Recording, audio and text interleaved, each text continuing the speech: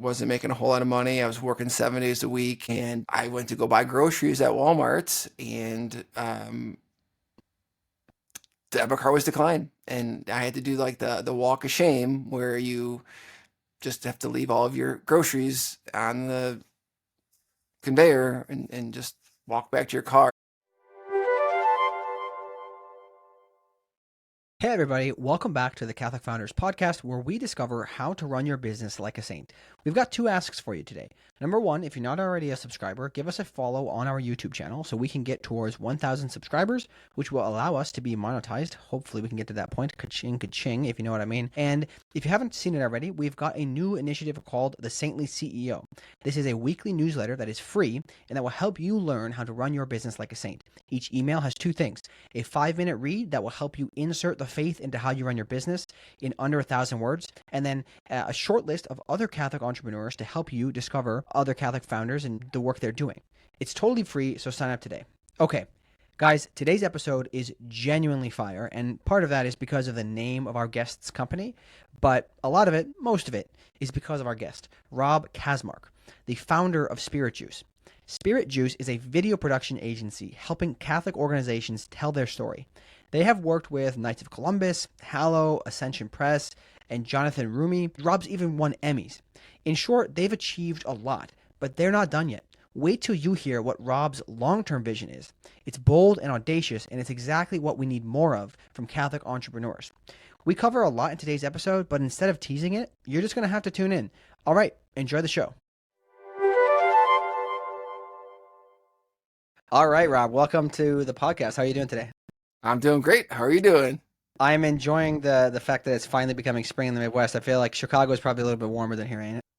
Yeah, it's a little warmer. Yeah, if we get it's like hot and then like cold again. So just the Yeah. consistency, it's consistently getting warmer, which Yeah, is nice. I've been riding the bike more, so right. that's a sign it's getting nice out. That's good. Yeah. For us, it was a little disheartening this morning. We went out and I was like, what the heck? There's some snowflakes coming out again. I was like, no, no, no, no.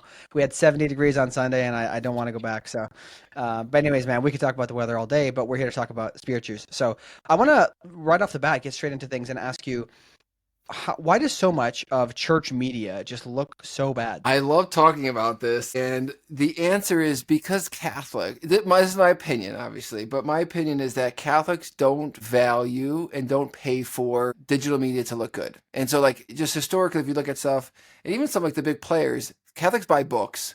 Catholics buy physical media, but for some reason, when it comes to digital stuff, DVDs were a slight exception. You know, when we were still in the land of physical media, that was an exception to it. But nowadays, streaming stuff, Catholics just don't. There's just not an association of like, hey, I should spend or support and spend good money on this. Now, there's a few players outside of that have, kind of been a bit more of anomalies. But historically, it's also like the church thinks in centuries, and it doesn't. It hasn't. Hmm. It was just really slow to adapt. When broadcast and stuff, all that took about. That's the short answer. I can go into it, the long answer, but I don't think they value the importance of it. Well, that's interesting, I guess. So you're saying that they're not just skimping out on all products, but it was really just like the digital age. They just, were slow to adopt it because they didn't hire some Gen Zs to be, figuring out what the trends are or something. Well, I guess so. Just to walk back a little bit, you look at Bishop Fulton Sheen, like he was on TV, won Yep. like a primetime Emmy or whatever that was, and like they're at the very beginning they got it, but I think as technology moved faster, I think the church got very apprehensive, and I noticed it too, even in my early days when Spirit Juice first started, and I had some advisors around as far as like what we should do and not. And MySpace was just starting, and I was like, "Hey, we should get on MySpace," and everyone was like, "No, no, no, we should avoid it." And so I think the church often sees new emerging technologies and is fearful and is slow to adapt, is slow to be on those, and at the same time slow to utilize that as well. And so I just think it could be challenging. I think the reason why a lot of Catholic content doesn't look that good is because we're just afraid of that Mhm. technology first, and we're like late adopters to it. Do you have any particular opinions on how it ought to be? Like, do you think that's a good stance to have for the church because like you said, it thinks in centuries rather than, trying to like chase the trends, or would it be beneficial for us to kind of go in and take command of that space or, plant the Vatican's flag basically? I think there's like a dichotomy because you look at like the LDS, Latter Day Saints and stuff. They, are have done a really good job using technology, especially for evangelization. And so I think on one level, it's good that the church thinks in centuries and isn't just like, oh, let's do this and chasing, whatever is the shiny object. I think where it could happen or where it should happen is the church itself should stay the course, but the laity should really take advantage of that and utilize that and be more agile. And I think you're seeing that now more than ever. The amount of stuff that I see from the laity that's just like, wow, that's really insightful. That's really good. I'm glad someone's doing that. But I think the challenging thing is it doesn't have the support top down. So I think the gap right now that I'm seeing is that like the church is doing what the church is doing, thinking in centuries. The laity and some of the laity is thinking ahead with this stuff, but the people in the church aren't necessarily thinking that that's a good thing and they should lift it up. And so I think if the leaders of the church could recognize some of these like new emerging technologies and support it, or at least say, yes, this is good that you are doing it, I think that could start to slow the gap. I also think too that like they're just not spending their money. Like if you look years ago and like the most beautiful art in the world was Catholic art, I can't imagine that was cheap or free. Maybe they got a couple of deals here and there. And so they invested real time and resources. And so I think the church investing real time and resources into creating beautiful art that's modern, that's film, I think could go a long way too, because they'll set the standards. Like, oh, well, if the church is spending this much, then we should do it. But because it's such a disposable thing, it feels like, especially modern days, I think people have a hard time investing real money into that. Yeah, because it's not like it's not some statue or church building, right? It's a little more passing, if you will. But it's so interesting though because there's so many good stories that need to be told in the church, right? And the church has the most beautiful stories, so why not put beautiful video to it, for example, right? So let me ask you this: how are you guys helping solve this problem of kind of like ugly church media? Trying to solve it in a way where we make it, I would like to think, affordable, especially if you compare it to like sort of like what things cost commercial wise or the commercial sector. So doing it in a way that, most of the time we work with clients, they haven't made a video before, they haven't done this. And so treating it as in one part of ministry where we're caring for this, like, whatever their mission is, we're trying to share that in the most effective way. And do it, by sharing our talents. Like we have a lot of really talented people here that have been in the industry. And so we bring that professionalism to it. We shoot it on the same cameras that you're going to see, which nowadays isn't that big of a deal, but years ago it was a big deal. If you're shooting on a Red or an Ari, the whole industry, you can get such good quality out of a variety of things. And so point is though, we're using top level equipment, top level talent, and then we're also doing it with a Catholic heart. And so we're trying to, bring it in and create stuff. There's a couple of times I was surprised that I knew what the client's budget is and I saw what the output was. I'm like, we did it for that much? It's like, yeah, and so there's a heart for it. There's a passion for it. Like my goal is to elevate Catholic media, to bring Catholic media. And there's a lot of other people doing it too that are doing a really good job. But, my part of it is to do that the best we can. And so, it's not one thing, just like when you watch a film, like what makes a good film, it's not just the acting, it's not just the story, it's not just the lighting, it's all those things coming together. And so I think what I like to bring towards it, and what Spiritus does is bringing all those pieces and having it work towards a single goal, which is elevating Catholic media. Yeah, I think if you have the right objectives and you're aligned incentive wise, it makes a lot more sense, right? And I'm assuming we could spend probably all day talking about this. We won't, but there's probably many stories of people just wanting to come work for something that has meaning to it, rather than just kind of being in the secular world. So let's back up a bit. Tell us a little bit more about how you ended up starting this. We don't need the entire story, but I'd love to understand like the basics, how you got into it, and how you taught yourself this, and then let's go through the scale up journey. Sure. A cradle Catholic. So, just as this background to growing up in the church and always noticing that Catholic stuff didn't look as good as worldly stuff. So I got involved in ministry, was involved in youth ministry, which led eventually to getting the opportunity to host a radio show in Chicago. And so they had the show that's okay, it's a 30-minute show and it's going to play Catholic music. Would you host it? And I was like, sure. I was like, well, what's the name? They go, it's called Spiritus. And I was like, that's a pretty good name. So I did that for a couple of years, while at the same time, I kind of stopped my other ministry stuff, but I was working full time, actually working at I still call it the Sears Tower, but you might know it as the Willis Tower. So I had a corporate job, and I was doing the radio thing, on the side. And so I desperately wanted Spiritus to become syndicated and be like a big radio show and stuff. But God had other plans. There a few things came about, and that could be maybe a question at the end of because it's a pretty interesting story. And it stopped being a radio show, and I was still had this desire to create. So I kept making stuff, and I was like, I would make podcasts or I'd make videos or graphics, and then there was an organization that saw that and said, hey, would you do that for us? They were going to hire me as like sort of like a media person, and I had no background. This has all been self-taught. So I, went to school for business just because it's a generic degree. So I was just kind of making stuff from what I could figure out. And I was like, well, what about if you hired me as a contractor instead of an employee? Because the Spirit Juice thing, I want to actually make that a company that serves the greater Catholic Church. And I know growing up as Catholic, I've seen it. There's a lot of organizations like them that needed it. So they said yes. That was my first client, and I put my 2 weeks in at the corporate job. And I remember my boss thought I was crazy. I'm starting a Catholic media company, and well, 17 years later, we're talking. So, sorry, what year was that you put your notice in? 2007. 2007. Okay. If you're old enough like me, it was the year that Daft Punk was headlining Lollapalooza. And so I put my 2 weeks in and went to go see Daft Punk at Lolla, which was amazing. Nice. And then the recession hit, and you probably thought, "Oh my gosh, what did I just do?" Dude, that was like, yeah, it was both bad and sort of good because the first is you don't know that starts a business. Like the first couple of years, you're not making any money. So I wasn't really making any money to begin with when it started, but it was really it was rough. It was rough, but it was it gave some grit to the story. Yeah. So as you grew the business, and if I understand correctly, you kind of taught yourself how to do this stuff, right? You taught yourself lighting and video, etc. How did you scale that up? So I'm assuming some people would come with some skills or maybe even some training, but as you grew, how did you do that? How did you make sure that people cared about what they were doing and that, maybe you trained people up to that kind of have that care that you had? It's been challenging. I'll say that. I think, I look at it in a few different phases of the business. The first phase was I just did everything. And, I would try to connect with people that knew more than me to learn from them and mimic what they're doing. And, but it was, as far as like the care, it was easy because it was just me. So I was doing everything. So I knew I had the care. But the quality wasn't necessarily where I wanted to be. There was a gap of what I wanted to be, but what I was actually creating. And then, after about 5 years, I started to hire some employees, one at a time, not a bunch at once. And that was slow. And some of the employees were very green, and some of them, knew equal to what I knew, or even maybe a little bit more.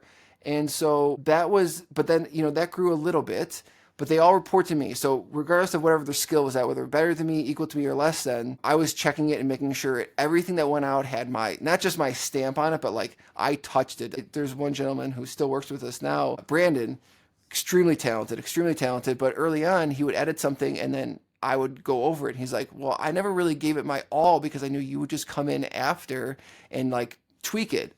And so, which that stuck out to me. And so that the next phase was I was hiring people. So everyone would report to me, but I could only grow so much because I could only do so much myself. The next phase was hiring people that those people then reported to, or really in turn, some of those people hired the people that report to them.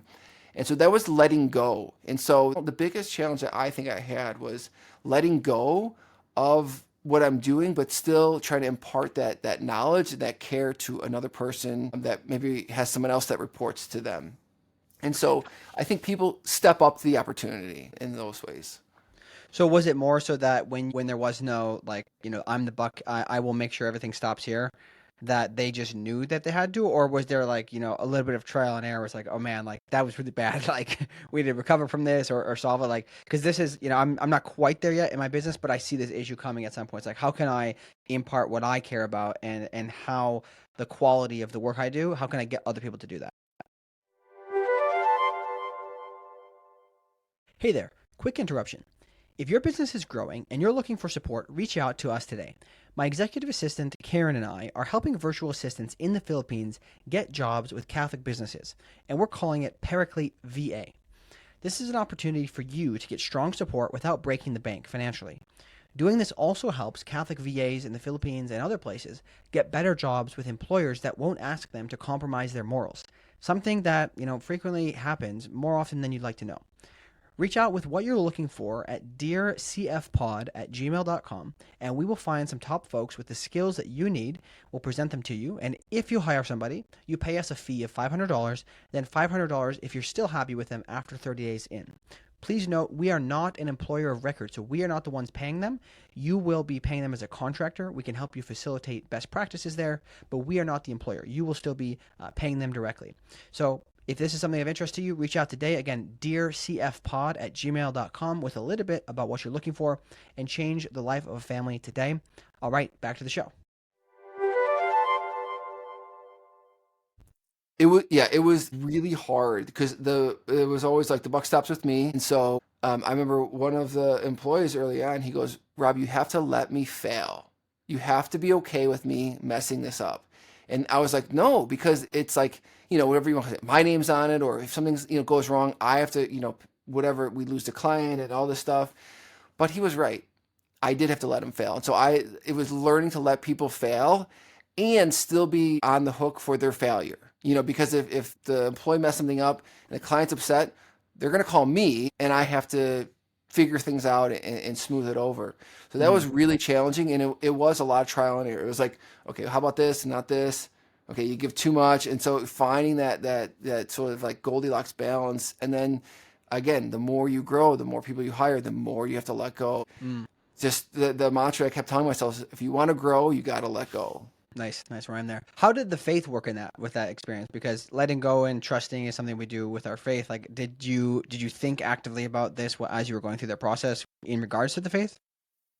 Probably not as much as I should have. One thing I just don't do enough, and I reflect on that, is just like giving it to God. I too much think that I have to figure it out and solve it all myself. And so hindsight, I wish I gave more to God. I wish I said, "God, this is yours. You take it." Not to say I didn't do that or never did that, but I always felt like, okay, this is on me to fix and stuff.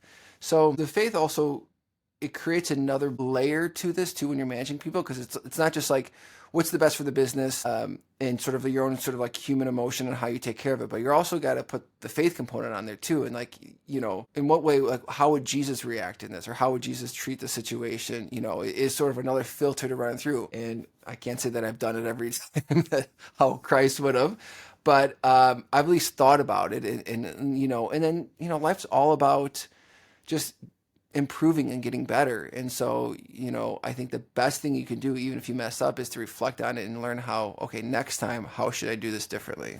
Mm-hmm. Yeah, I think I would like to ask you to think about it some more at some point and maybe make a framework, if you will, because I think that when you say this, my immediate reaction is, well, maybe if you would go back and do it again, you could talk to your employees about, because I'm assuming a lot of the people you work with were Catholic, probably, maybe not everybody, but most of them. It's like, hey, I'm gonna like bring up the faith in it and say, hey, listen, I'm going to be having faith in you to do this, but you need to also give your best work because we're doing this for the church or, for our clients, and give it to God type of thing. And this to me is a big challenge, and it's also an opportunity to help people grow. I don't know if you have any stories of this, because I work in recruitment, and a lot of times people only pay me to find people who have an existing skill set. There's not a whole lot of willingness to train. I mean, I know there's companies who will hire and train people, but it feels like more and more today, the complaints from candidates on the market are, man, nobody will hire me unless I have all of the experience. So have you had any experience with this where it's like, hey, we're giving somebody a shot, and how do you approach that, especially from a faith perspective?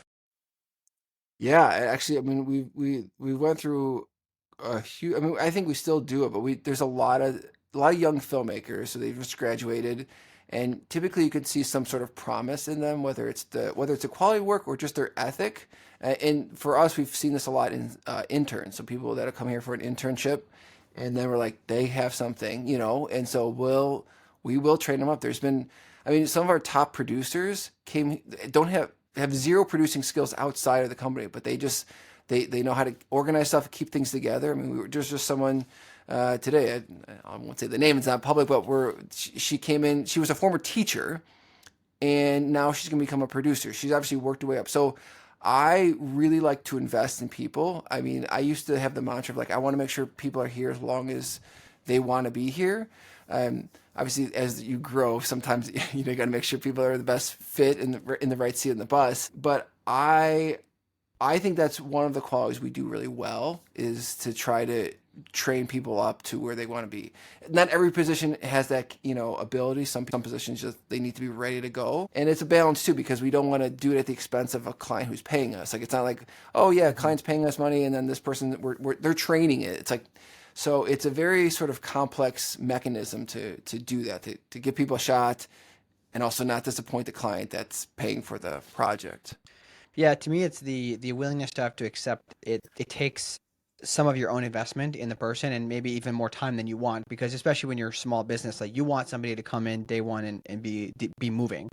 But it's investing in other people, right? Which is fundamentally human. And I think that we've dehumanized business so much today, where it's just people are just purely numbers and that's it. And we don't even mind laying off tons of people because, oh, the economy's bad and we got to make our shareholders happy. But all of these families are affected. And I think that this is, on the opposite side of that, but it's also a component that I think matters a lot. So I appreciate you sharing that. Yeah. Um, talk to us a little bit about the, I guess, scale that you guys have reached today. What are some of the big metrics that you want to share with people on how you've achieved today? So, I guess these are the humble brag or just a straight up brag, but we've grown the company to around 30 employees. We actually had more employees at one point, but we've kind of ebbed and flowed. Probably about 20 or so regular contractors that have like, a current contract with us. So a lot of personnel are physical headquarters. Most of the people, I would say 80% of people come into the office. It's around like 30,000 square feet. So we have a sound stage, two sound stage actually, full, it would be equivalent of a rental house, tons of office space, a big like, gathering thing. So, I'm very proud of what we built in that capacity. We've gotten to film in theaters. We have several YouTube channels that have been pretty successful, one with over 1 million subscribers. And, I think the thing, I was talking to someone recently, I said, one of the things I'm most proud of, and knock on wood, because this is something I have to fulfill every 2 weeks, but I've never missed a payroll. That to me, all those accolades are really good. Won a couple Emmys too, but like those are all really good. But what to me, what I'm very proud of, is that I've never missed a payroll. And that may seem like silly or whatever, or maybe or not, but like making sure people are paid and never miss that, because if you run a business, cash flow is your number one stress, or at least for me it's the number one stress. What are some of the kind of big names that you've worked with, just so people get a feel for it if they're not familiar with Spirit Juice already? Probably the most notable would be Bishop Barron. We've done a lot of work with Bishop Barron over the years. We started working when he was still Father Barron. He was doing the Catholicism series. We were early. We didn't do the production for Catholicism, but we did some posts and some trailers, and then the relationship started there. So he's a big one. We've certainly done work with, Father Mike Schmitz. I'm just trying to think of big names. We've done some stuff with like some like A-list celebrity, but Jonathan Rumi, we did a film with him. We've done some promo stuff with Mario Lopez, Mark Wahlberg, some of like the Catholic celebrities, if you will. And then we've done some work with Hallow in the past. And one of our biggest clients who we just love working with is Knights of Columbus. They really understand the importance of media and video. And so we do a lot of work with the Knights of Columbus, which, you've probably seen them in your local parish. Oh yeah, I used to work for the Knights of Columbus. Actually, I was an insurance agent for them for a year and a half, and I always complained about how they didn't give us a lot of resources. There would be occasionally like amazing videos that came out from the top office, and I was like, we need more of that stuff, locally.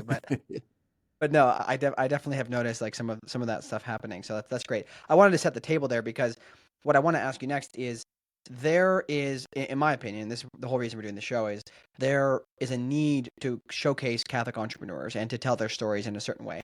So, from your perspective, maybe I'll just ask you directly: how can I help better tell the story of other Catholic entrepreneurs or anybody else who's trying to do so? Think about an instance early on when I was making a video, and I think the computer kept crashing, I just kept coming up with like these like issues, and I was like, God, why are you allowing this? Like, I'm trying to do your work, and I'm just coming up with like, it was just constant problems. And reflecting on that, I don't know if it was something I got in the moment, because this goes quite a years back, but the realization that it rains on the just and the unjust. God doesn't love me anymore because I'm doing Catholic work.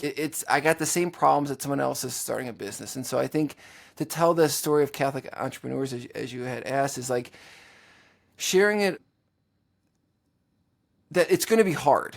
And it's actually probably going to be doubly hard because you're doing like faith component, and so there's just more that goes to it. But sharing the realness of it, and the problems that people have, and that it's okay. You're going to get through it. Like there's if you have enough fortitude and will, you're going to get through any problem that comes across. And actually, because it's doubly hard, you actually have doubly the advantage because you have God on your side. You have this, like, trying to get through life, just any Catholic or faith-based person knows, without God feels crazy, right? And so, like, to run a business without your faith, to run it with your faith, you have so much more to pull from than a non-faith based, a non-Catholic person. Yeah, I definitely feel that. I think if entrepreneurs do it, Catholic entrepreneurs do it the way I view it, is that we are given skills by God for his benefit, right? So if we are called to entrepreneurship in the first place, there's kind of, you and I both know it, there's just a certain itch that you can't stop. You kind of got to do it. I wanted to ask you about creating things, and we can talk about that another time, but it's just that you go because God gave you this itch to just go. And if he's calling you to it, why would he allow you to fail in a way that's, perdition, right? There may be failure, which is okay. He might be teaching us things through failure. When I started my business, I accepted the fact, hey, this could fail, but I'm not going to be tied to it, which is it's difficult for entrepreneurs because you kind of tie your identity to it. But speaking of the difficulties and the failures, what are some of like the darkest moments for you in building Spirit Juice, and how did you get through those, and how did your faith help you with that? And a few darker moments. One of them I just shared recently about flying a drone in a church, and it basically cut up the guy I was with's hand, and it was blood all over, and that was a very kind of traumatic moment just in itself. And I was like, it just felt like too much stress than I could handle. So there's moments like that. I could share a couple other ones where just the amount of stress that was in the moment was just too much. But if I really get real honest, some of the darker moments was when, I mean, I think about one instance where, it wasn't making a whole lot of money. I was working 7 days a week, and I went to go buy groceries at Walmart, and the debit card was declined. And I had to do like the walk of shame where you just have to leave all of your groceries on the conveyor, and just walk back to your car. And I remember just being like, what am I, and with the other job at the Sears Tower, like, I wasn't like, it wasn't that it was well paying. I'll say that much, especially for 2005. I never had that issue, And so it was kind of one of those things where I'm like, God, I mean, I gotta start making a little bit more money. Like, this is like, this is hard. And so those are some like, those are some really dark moments when it was just me, where there wasn't a lot of like chaos around. It was just a quiet, dark moment. And how did you come through that? Like, what was that? What's the end of that story? I love Lord of the Rings, and I remember watching a sort of like behind the scenes of Lord of the Rings, and Peter Jackson, who's the director of it, he was talking about it. And if you aren't aware, the first Lord of the Rings movies, not The Hobbit, but like, The Fellowship and Two Towers and Return of the King, it was all filmed together. They filmed it in one sit down, I guess you could say, which took about 2 years, a year and a half, 2 years. And so they're talking to Peter Jackson, said, tell me about this. Like, that's got to be so hard, like, to film for that long a time. Because most films, might film for like 9 weeks or maybe a couple months at most. And they're like, you've missed more than one birthday and family stuff. And he goes, you're right. This has been very, very hard. It's been extremely challenging. He goes, but whenever I'm ready to sort of give up or that, I think to myself, is there anything else I would rather be doing right now? Is there any other project I'd rather be doing? Anything? And he goes, the answer is always no. There's nothing else I'd rather be doing right now than making this film. And so I heard that early on before Spirit just even started. It just stuck in the back of my head. And so those times where I was ready to give it up, I'm like, okay, let's play that. I can give it up. What else would I go do? And I was like, shoot, there isn't anything else I'd rather be doing. So yes, it's just very hard right now. Yes, I wish the situation was different, but this is it. This is what I want to do. And it was luckily at the time when I wasn't making that much money, I wasn't married or had kids. I was just single. So, if I miss a couple meals, it's not going to be the end of the world. Or, and if I miss a payment here and there, I could make it up. It's not going to, I didn't have that to concern me. So I appreciate the perspective on facing failure or stopping, because this is something I've often asked myself, is like, what if an entrepreneur is too proud to let it go when it's time? And I mean, I guess it seems like you gave your answer, like, hey, would I rather do anything else? No, I'm just gonna keep powering through. And I think it's difficult for some people if they're not really convicted, right? Especially if you're an entrepreneur deep down, like you'll do pretty much anything. Like you can find a way to make a buck, right? But sometimes there may be a situation where you need to shut things down. But what are some of the ways that you run your business today that reflect the faith? Are there any particular ways that you kind of integrate the faith into the business? I like to think that it's incorporated in a lot of different aspects, but something that's more tangible. So, like our staff meetings, which are weekly on Monday, we lead those in prayer. We have a chapel in our office, so that's part of sort of certain departments will lead certain things, in the chapel or have some chapel time. We've incorporated mass on a monthly basis now in the office. How does it look like, in the day to day? Again, maybe not as much as it should. A lot of times most of my days are caught up in just like trying to figure out this problem, this problem, this problem, but trying to just sort of like making sure decisions are made based not just on like what's best for the business, but also with the faith component, inside of that too. That's helpful. I appreciate that. What about growth? So as the business grows, how have you decided, like, what's the measurement of how much am I gonna invest back into the business versus, hey, maybe we'll just kind of keep it here, keep the business where it is, and maybe give some dividends or some profit sharing to the employees. Like, how do you think about that? I'm early on, so before spiritual stuff. I used to be a mobile DJ or just DJ, so mobile because like you just do little parties and stuff. And my mom was sort of like I won't say business partner, but she helped me manage sort of the money of stuff because I get paid for something. And I don't think I made a single dollar that I like spent on something fun. Every time I get a gig, I'd use that money to buy another piece of DJ stuff, another speaker, another light, or another turntable, whatever it was. I kept reinvesting it because I just wanted to like make it the biggest, best thing ever. And so think I've kept that mantra here with what we do. And so certainly, we generally operate on an annual basis for reviews and for raises and stuff. And we don't do a profit sharing in that capacity, but we try to compensate people as they should be. So it's more of like a perpetual commitment to that employee as opposed to just like, hey, here's some of the profit sharing. So I think we probably reinvest pretty much it all back in and create more stuff because we also have a not-for-profit, which is Spiritual Entertainment, which creates just original Catholic content. And, we have some donors through that, some wonderful donors. However, it's primarily funded by Spiritual Studios based on the profits that we were making, in creating content in that capacity. So I actually probably have to temper my enthusiasm for reinvesting it into it because I just want to keep making more and more stuff. I see the need that's out there and I have just a desire to create. Well, let's talk more about that. So if you want to keep growing it, like what is the vision then? And I ask this question because I'm somebody who dreams pretty big now, and I oftentimes wonder, like, is that just me? Is that my own kind of pride or desire for recognition, or is it something that God put in me that I'm like being a channel of? So how do you think about vision and communicating it to your employees, and where will you stop, basically, kind of thing? Well, and I think just on your side, I think it's both. I think God put it in us, and we also have this like desire to do it. And I think I don't think it's bad. I mean, obviously it's not bad that God put it in us, but I don't think it's bad for us to want that.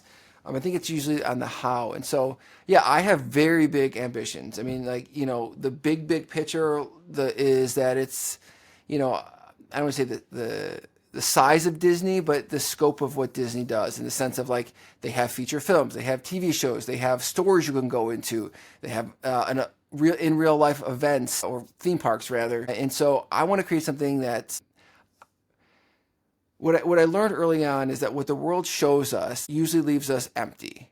And what the church and what God offers brings us fulfillment. But oftentimes it's in not the package, like it doesn't look the prettiest sometimes, going back to the original thing of why Catholic content looks, not the best. And so I would love to and nothing I'm suggesting replaces mass or the sacraments or anything like that. That's obviously at the highest tier.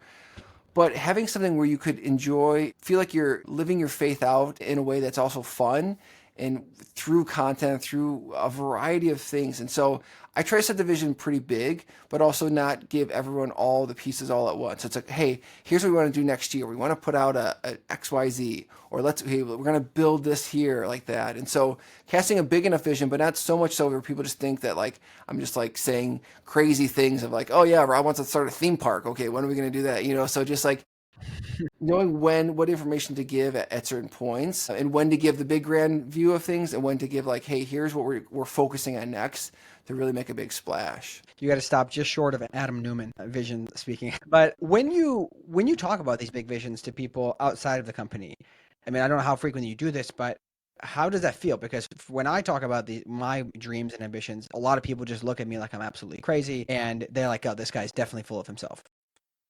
Yeah, I think that's natural. I mean, if anyone, regardless, unless they're like, something that's uber successful already that has done the thing, anyone that's saying they want to do something like really big that hasn't done it is going to be like, okay, even if they are pretty successful in their own right, you're like, okay, yeah, you've done that, but like what you're talking about is wild. I think there's a balance of like not just being all talk and then like not delivering, but at the same time, if you don't talk about what you want things to go, because I think people get excited about that, and I think you might get half the people you tell think you're wild and crazy, but you might the other half that's like, hey, I really like that. I want to be part of that. And so I think the more you talk about it, the more you get comfortable talking about it, and the more you're able to articulate it in the best way. So for a while I would be I don't say fearful, but like, I don't want to say it because I don't want to say it like, I don't want to say it too boisterous, or I don't want to say it too timid. But the more you talk about it, the more you're able to articulate it and learn like, okay, how should I say it? And so I think it's good practice, and not like, honestly, the blunt answer is like, you're not that important. I'm not that important. So they're going to forget about like whatever they think in the moment, whether they think you're crazy or not, they're going to forget about you. Most likely they're going to forget about you 10 seconds after you walk away. So it doesn't even matter. Yeah, that makes a lot of sense. It's easy to get in your head about these things, right? Because it can feel existential in the moment, but it's really not, and that's maybe its own issue of pride you have to deal with. So now that this is a similar topic. It's now that you are in this position of leadership, how do you've told me kind of some of your takes on this. I'd like you to share with the audience is, how do you view owning that kind of like, I've been put in this leadership role and I'm going to live it. I'm going to really lean into it. I'm not going to kind of shy away from it.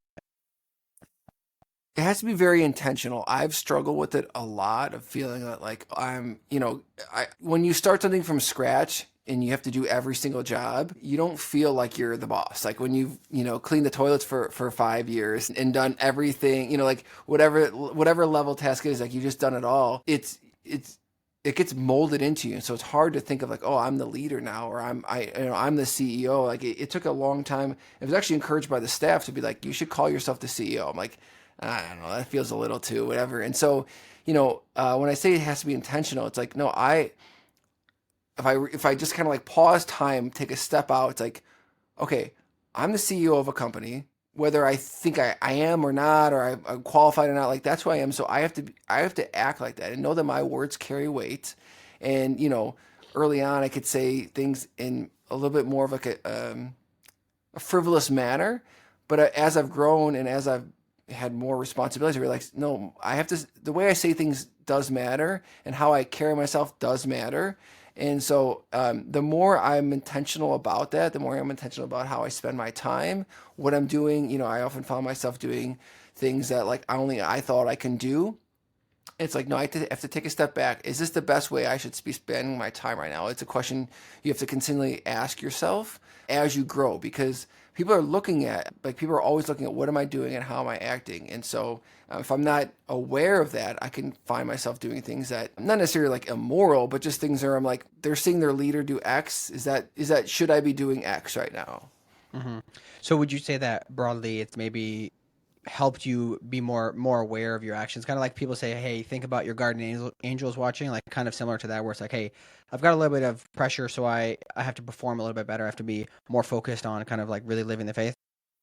Yeah, I mean, it's you could not, but then don't be surprised if people around you, like there was a quote I seen, like if you're in like 20 feet or 30 feet of a high performer, your performance is likely to increase by like 10%. And so I could not care about all this stuff and whatever, And I'm not saying I do a perfect job by any means, or hopefully I do an okay job. But if I'm not even caring at all, then like I shouldn't be surprised if the people around me aren't, are reflecting that. So like in the same way, if you look at a family, if you look at an overweight kid, right, a young kid that's overweight, most likely their parent, one or both of them, are overweight too. And so if you what you present, and at the same time, if you find a child that's like fit and in shape, most likely their parent is that. And so if I need to set the example both of what I'm doing and how I appear and what I'm and all that. And so like whether you're a parent or whether you're running a business, people are looking at you and they're going to mimic how you act, your behavior, your cadence. When you get stressed, how are you reacting to it? And if you yell and scream, they're going to assume that it's okay to yell and scream. If you, whatever that is. And so there's so much intention that I try to incorporate and try to bring towards just my actions. And again, like I don't do the best job, but at least I'm thinking about it. I'm trying to improve it. And it's like, and it's like, okay, I did that wrong. Next time I'm going to do it differently. What about community for being in the situation? Because you've grown a very successful business. I think, if I'm not mistaken, you're part of the Scent community. Like, Mm-hmm. before you joined that, did you find a lot of other Catholic entrepreneurs, or how did you build that, or is Scent like the only solution for you? SEM was the only solution that was like sort of like national in a way where like it brought people in. I mean, certainly there was folks that I knew in different organizations, but it wasn't in the same sort of capacity that's what Scent offers, which is, facilitates this network and these meetings and stuff. So they really were filling a need that I don't think was filled by anything else out there. I mean, there's other, Protestant groups that have done similar things and stuff, but on the Catholic side of things, they really filled a gap that was very much needed out there. How important was that community for you then? Like, having other peers that you could talk to? It was really helpful for me. I mean, I'm still part of it, and it's still helpful.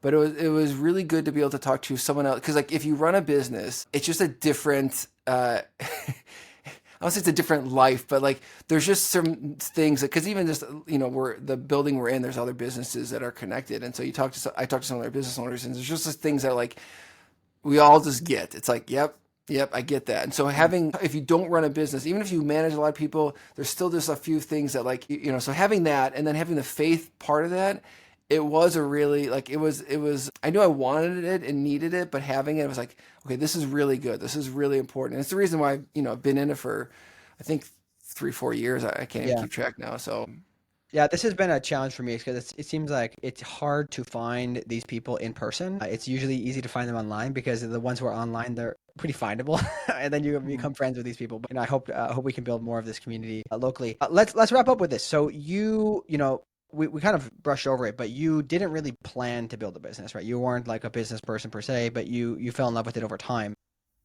How should people who are maybe thinking, hey, maybe I should start a business, maybe a Catholic entrepreneur, or Catholics who are just not sure if they want to be an entrepreneur, how would you recommend that they discern whether or not they're called to do something like this, and how to go about that? I would really encourage someone to listen closely to what God's put on their heart. And so for me, and to observe just their perspective on life. So for me, it was observing that Catholic visual media was not to something that I thought it could be better. And so I just felt like, and I just been unwavering in that desire to do that. And so if someone's, I guess it depends on if they're trying to create a Catholic business or just create a business and they live their Catholic faith through it. I think you have to be passionate about it. I found myself throughout the years of like getting a little distracted by, quote unquote side hustles or things that are just like, oh, that might make some money. That might make things, bring a little few bucks in here or there. And they've all fizzled because I just wasn't passionate about it. Whatever it was, I just wasn't passionate. And if you ever listen to Gary Vee, this is, what he talks about is like, find something you're passionate about it, even if it doesn't seem like it's the most lucrative, because you will make it successful based on your passion. And so if you're passionate for something, and also if you're okay with losing it as a passion, in the sense of like, it's one thing, like I love BMX and I love like, fixing bikes, riding bikes and stuff, but it's not a business for me. And so like if I made it a business, I'd have to be okay with losing that as like my like Mm. fun passion. So if, as long as you're okay with what you're passionate about and you're okay it being like a job and something that you are willing to put every ounce into, then I think there's got some real legs to explore it.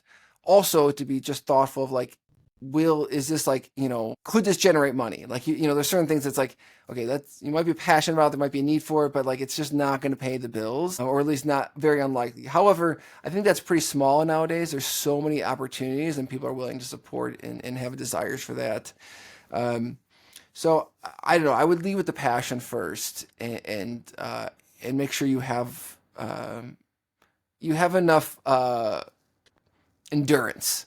Mm-hmm. Because if you easily are afraid of things or easily get like disheartened, entrepreneurship's not going to be good for you. Yeah, it could be a rough go. I mean, it's already a rough go even if you have endurance. It's true. But all right, man, this has been awesome. Tell us just slightly more about like what are all of your offerings and who do you guys work with, just in case anybody's listening is in need of some support. So if you need a video, whether it's a social media video, whether it's a fundraising video, whether it's a documentary, whether it's a narrative film, whatever it is, we can create those videos for you. However, if you're like, I don't need any videos, but you're Catholic and you like to watch videos, well, we have that too. So Spirit Juice, we have a ton of free Catholic content on that, mostly on our YouTube. And then if you have kids and you want to share the faith with your kids, like 3 to 7, younger kids, we have a great YouTube channel called Juicebox or Spirit Juice Kids. And we put videos on both those channels a couple times a week. We have tons of new content. So I'd encourage anyone that want to watch it, check out our YouTube. Or if you want to hire us, you can send me a message. Nice. Yeah, we definitely need somebody to compete with Bluey and that stuff. I'm not a fan. So thanks so much for coming on, Rob. This has been a pleasure. I'm really looking forward to seeing you become the Catholic Disney. All right, but actually Catholic, All right, take care. Thanks.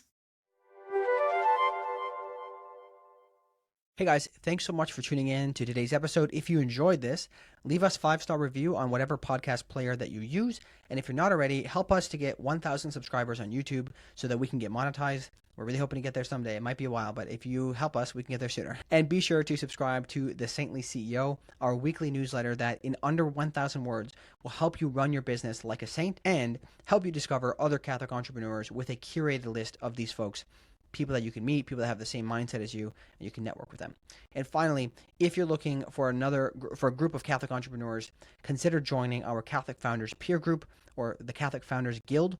It's $10 a month or $100 a year. Just go to our Substack and upgrade to paid. You'll also get access to our paywalled content as part of this.